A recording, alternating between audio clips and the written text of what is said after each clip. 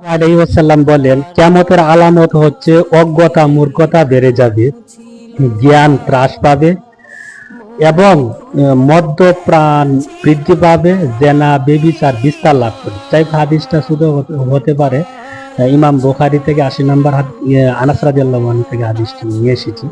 যাই হোক, এই হাদিসটা দ্বারা আমরা বুঝতে পারি সমাজের যে কাটানোর অবস্থা, জিনা ব্যভিচার বৃদ্ধি পাওয়া অথবা অজ্ঞতা বেড়ে যাওয়া বলতে এখানে লেখাপড়া কমে যাবে তা না।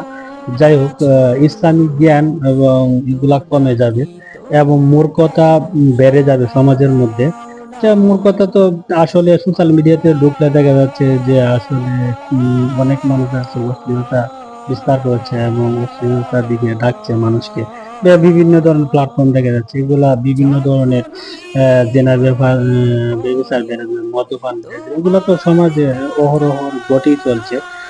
যেমন মনে করেন যে দেখা যাচ্ছে যে পরক্রিয়া, স্বামীকে রেখে স্ত্রী চলে যাচ্ছে বা এই ধরনের বিভিন্ন ধরনের জিনা, বহুমুখী জিনা জড়িয়ে পড়ছে। যাই হোক, আল্লাহ পাক এই সমস্ত কাজ থেকে আমাদেরকে রক্ষা করুন।